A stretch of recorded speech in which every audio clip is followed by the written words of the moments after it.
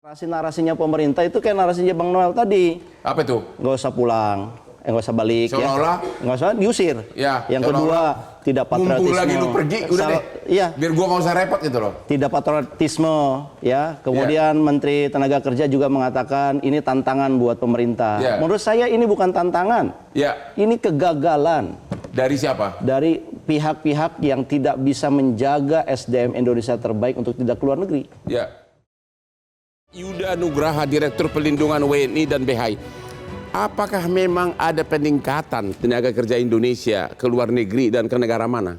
Ya, jadi berdasarkan data KP2MD, Kementerian Pelindungan Pekerja Migran, tahun 2024 ada 279.000 warga negara kita yang ditempatkan di luar negeri. Itu baru berangkat 2024? Ya, sebelumnya berapa juta? Jadi selalu meningkat, kami mencatatkan selalu. Jadi sebetulnya kita bisa melihat fenomena kabur aja dulu dalam konteks migrasi. Data UN Migration Report tahun 2024 memang mencatatkan bahwa angka migrasi global itu selalu meningkat. Sangat? Meningkat. Total terakhir ada 280 juta warga dunia yang melakukan migrasi. Itu pun terjadi di Indonesia yang kami catatkan memang selalu meningkat. Khusus Indonesia, banyak kan ke negara mana? Di Malaysia dan Timur Tengah, Taiwan. Kenapa? Itu Hong Kong dan Taiwan. Hong Kong dan Taiwan. Nggak ada ke Eropa kayak ke Norwegia, ke Swiss, nggak ada. Ada. Sana kan gaji tinggi banget. Ada, namun jumlahnya memang terbatas. Jadi saat ini pola migrasi kita yang paling banyak itu adalah pola migrasi pekerja migran kita untuk sektor domestik. Sektor domestik sebagai penata laksana rumah tangga. Nah, tentu kita ingin meningkatkan yang lebih skill. Dari sekian banyak itu berapa ribu yang di Kamboja jadi judi online? Nah, menarik ini, Bang. Jadi berdasarkan data lapor diri KBRI Phnom Penh ada 17.000 warga negara kita yang aktif lapor diri. Di Kamboja? Ya, di Kamboja. 17.000. Namun yang menarik adalah berdasarkan data imigrasi Kamboja yang memiliki izin tinggal sampai 89.000. Jadi ada diskrepensi yang sangat luas. Pertanyaannya adalah kenapa mereka tidak lapor diri?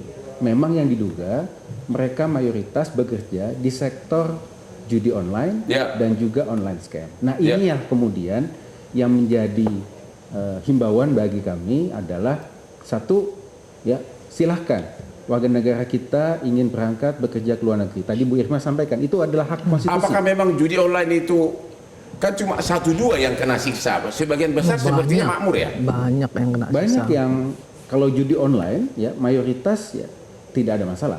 Mayoritas tidak ada masalah. Namun kami sampaikan bahwa berdasarkan Undang-Undang 18 tahun 2017 ada pasal di situ menempatkan bahwa kita tidak menempatkan pekerja migran kita di sektor-sektor yang dilarang oleh undang-undang. Walaupun judi online di sana legal, namun itu kan dilarang di Indonesia. Dan kami pastikan semua yang berangkat ke Kamboja untuk kerja judi online itu berangkat tidak sesuai prosedur. Tidak sesuai prosedur. Oke, kita loncat dulu, katanya audio Bapak mati katanya sambil diperbaiki. Pak Ahmad Nur Hidayat. Iya, Bang. Kenapa tiba-tiba hashtag kabur aja dulu tiba-tiba menjadi viral? Apa penyebabnya? Saya kira ini adalah satu bukti masyarakat sedang gelisah masyarakat sedang gelisah terhadap kehidupan ekonomi dan sosialnya. Kalau Bang Noel tadi bilang sebenarnya sudah ada. Kemudian kenapa ini muncul lagi? Kalau kita lihat dari trajektorinya kan ini berawal bisa dikatakan juga dari isu efisiensi. Ada pemotongan yang kemudian pelayanan publik yang akan terganggu. Ada ancaman UKT naik misalkan. Lalu kalau kita lihat sekarang yang menggaungkan itu ya Bang Noel, itu adalah generasi muda, generasi Z. Apa kaitannya ke mereka gitu loh? Ya itu dia, berarti ini mencerminkan mereka pesimistik terhadap masa depan Indonesia. Pesimistik. Dan pesimistik ini harus ditangkap sebagai bahan introspeksi diri. Tapi yang saya bingung Bang Hotma, narasi-narasinya pemerintah itu kayak narasinya Bang Noel tadi. Apa itu? Nggak usah pulang, nggak usah balik, seolah-olah, nggak usah diusir. Yang kedua, tidak patriotisme. Mumpul lagi lu pergi, udah deh. Biar gua nggak usah repot gitu loh. Tidak patriotisme, Kemudian Menteri Tenaga Kerja juga mengatakan ini tantangan buat pemerintah. Menurut saya ini bukan tantangan. Ini kegagalan. Dari siapa? Dari pihak-pihak yang tidak bisa menjaga SDM Indonesia terbaik untuk tidak keluar negeri. Dan ini menurut saya harus jadi bahan evaluasi. Sebelum itu saya ingin katakan begini, tentang nasionalisme dan patriotisme. Patriotisme atau nasionalisme itu tidak tergantung kepada keadaan fisik. Mau fisiknya di luar negeri, mau dimanapun, jangan dikira mereka tidak punya patriot dan nasionalisme. Jadi kalau ada pejabat negara bicara tidak punya patriotisme yang pergi keluar, salah kaprah. Yang kedua, tadi katakan Bu Irma, bahwa orang keluar negeri itu adalah hak. Bahwa orang yang keluar negeri itu untuk bekerja, memperbaiki nafkahnya, juga merupakan bagian dari patriotisme. Kenapa? Mereka ngirim remitensi kok. Dan ini diakui 11,4 miliar cadangan devisa kita berasal dari mereka yang bekerja dari luar. Jadi patriotismenya luar biasa mereka. Keluarganya jadi terhidupin ya? Iya, dan kita terbantu sebagai negara. Karena cadangan devisa itu bermanfaat buat memperkuat nilai tukar. Nah, yang saya sesalkan adalah tidak ada narasi. Ya, misalkan Bang Noel tadi juga sampaikan. Kenapa kemudian kita tidak melarang dalam arti menjaga mereka ini supaya mereka tetap bekerja dalam negeri saja? Bukankah di dalam negeri ini juga banyak lapangan pekerjaan? Orang beliau katakan 7 juta pengangguran, bagaimana ada lapangan pekerjaan? Itu kan persoalan PR besar dari Kementerian Tenaga Kerja setidaknya, bahwa kenapa banyak pengangguran, berarti lapangan pekerja tidak tersedia. Nah, apa salahnya bekerja di luar negeri? Coba jawab dulu. Apa salah? Begini, brain drain dalam konsep hilangnya orang-orang pintar karena keluar negeri merugikan bangsa di jangka panjang. Memang kesannya di jangka pendek ya tadi Bang Noel udah diarahkan. Tapi kita sebagai bangsa di jangka panjang kehilangan orang-orang terbaik yang harusnya mereka bisa memberikan. Tapi daripada nganggur di sini. Iya, yang maksud saya begini, yang harusnya dilakukan oleh pemerintah adalah bagaimana brand drainnya itu dibuat satu strategi. Jadi jangan dibiarkan orang kayak random, tergantung orang. Anda belum jawab, kenapa kabur aja dulu tiba-tiba jadi trendy? Kenapa? Ya, kondisi ekonomi kita bisa dikatakan tidak baik-baik saja. Tidak baik-baik saja. Generasi Z misalkan, yang kemarin digadang-gadang dengan startup sebelum COVID, bahkan saat COVID, mereka di-encourage. Tapi startup kita pada rontok sekarang. Angel investor itu lari. Bukalapak yang didirikan oleh anak muda sekarang mana? Bubar. Artinya anak muda ini worried dengan kehidupan mereka. Yang kemarin digadang-gadang kok kemudian dibiarkan sendirian. Jadi karena ada keprihatinan. Yang kedua, kita harus juga ingat bahwa anak muda itu sekarang kan mereka fresh graduate, harus berkompetisi. Masa pensiun ya, saya nggak tahu menterinya Bang Noel apa enggak, yang memperpanjang. Anak muda waiting listnya makin panjang. Yang berikutnya adalah anak muda itu ketika dia ingin berusaha, UMKM misalkan, sektor real, bisakah dapat pembiayaan dari pemerintah?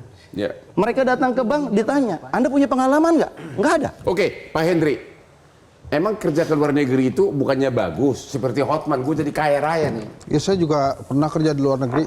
Minimal saya kerja di perusahaan asing lah. Dan itu memang menyenangkan. Jadi Bang, saya mau balik dulu ya. Ini tuh jadi heboh karena ada kata kabur. Kabur aja dulu. Yang kabur ini dikonotasikan negatif. Kalau misalnya itu diganti, misalnya cari kerja aja dulu, atau cari pengalaman dulu, atau belajar aja dulu, mungkin nggak akan seheboh ini. Itu tidak viral pasti. Iya, tapi kata-kata kabur aja dulu ini kan langsung konotasinya negatif. Menurut Anda kenapa? Ya lihat aja Bang, di Indonesia anak TK marching band jadi palak. Mau gimana, anak-anak muda itu kan takut Bang. Setiap kali kita nonton media sosial ada yang ketok-ketok kaca mobil suruh minggir. Kehidupan macam apa yang ada di situ? Dan anak-anak muda ini pastinya kan ingin kehidupannya lebih baik. Lihat Bang Hotman, lihat Bang Noel, lihat Pak Yuda, lihat Mbak Irma. Semuanya kan keren-keren mentereng. Ini gimana cara dapatnya? Sementara saya hari ini lihat anak TK jadi palak. Apa syarat kerja di sini juga menyebalkan gitu? Gini kondisi loh, kerja di sini. Coba kan Abang, kalau saya ngelamar kerja, saya nggak tahu Abang ya. Pengalaman yang ditanya pertama kali itu kan pengalaman kerjanya apa? Terus kemudian bisanya apa dan lain-lain. Nah, jadi maksud saya, kalau saya Bang mendirikan lembaga survei kedai kopi, itu memang saya khususkan itu kalau ada anak Unpad ngelamar langsung masuk tuh, nggak usah pakai di interview tuh, karena saya pengen juga adik-adik kelas saya ini bisa punya kerja gitu. Nah, tapi balik lagi ke tadi, kabur aja dulu itu kenapa jadi negatif, karena ada kata kaburnya kan. Kemudian kalau orang kabur itu pasti kan lari dari masalah tuh. Lari dari masalah. Jadi masalah kesannya apa? Masalah apa? Ya masalah kehidupan lah. Kehidupan mereka itu. Gitu. Yang tadi itu loh Bang, saya bilang ini kan kalau kita lihat media sosial makin hari itu makin ngeri aja Bang. hidup di Indonesia itu. Ada yang apa namanya kelitih-kelitih, ada yang begal-begal, ada yang palak-palak. Setiap hari disuguhin begituan. Stres juga bang anak-anak muda itu. Jadi bukannya malah bagus dengan adanya perjalanan ke luar negeri, makanya malah Bapak nggak mendukung? Saya sih mendukung-dukung aja. Hanya menurut saya begini, catatan ya. Yang pertama database-nya harus diperkuat. Kan itu banyak sekali orang-orang pinter yang memang diincer sama luar negeri untuk bekerja di sana. Misalnya pemenang Olimpiade Matematika Fisika kita aja direkrut Singapura banyak banget tuh. Jadi kalau menurut saya database-nya harus kuat sehingga ketahuan siapa yang pintar yang nanti bisa balik ke Menurut Indonesia. Anda Kementerian Tenaga Kerja udah berbuat nggak? Yang mana tuh wamennya? Ada beliau di sini. Tuh lihat tuh kan, ada rakyat ngomong aja dia nunduk-nunduk. Gimana mau bekerja buat rakyat? Jadi itu menurut saya itu jadi catatan penting bang. Nah menurut saya Kementerian Tenaga Kerja yang wamennya Bang Noel ini sudah ada pekerjaan lah. Tapi menurut saya perlu ada database yang diperkuat. Kalau blue collar, kalau dia punya kerjaan di luar negeri, ya nggak apa-apa. Biar balik lagi tuh dapat nilai gitu. Saya juga boleh bang. Dia mah orang kita lagi ngomong semprot minyak wangi. Gimana kita nggak mau kabur aja dulu. Jadi bang, sebelum permasalahan-permasalahan ini, kemudian optimisme ini didapatkan dari anak-anak muda, menurut saya wajar. Jadi kesimpulannya, kata kabur aja itu karena didorong oleh permasalahan semakin banyak gitu? Ya karena mereka melihat kelihatannya enak ya kerja di luar negeri gitu. Kelihatannya enak ya di hire luar negeri, dan yang paling penting kelihatannya kalau kerja di luar negeri itu enaknya dibayarnya pakai dolar gitu. Sementara di Indonesia kan UMR di Jakarta ya 5,3. Dulu tahun 88 saya bawa saudara saya yang kerja ilegal ke Australia. Tiap pagi dia membersihkan sampah, malam juga di kantor yang sama, dia bisa kirim 2 juta ke keluarganya di samping uang makan dia di Sydney. Hanya membersihkan kantor aja, pagi sama malam. Dia bisa kirim 2 juta. Nggak dipalak kan di sana kan? Nggak dipalak. Oke, kita istirahat dulu sampai ketemu lagi di Hot Room. Jelajahi cara baru mendapatkan informasi. Download Metro TV Extend sekarang.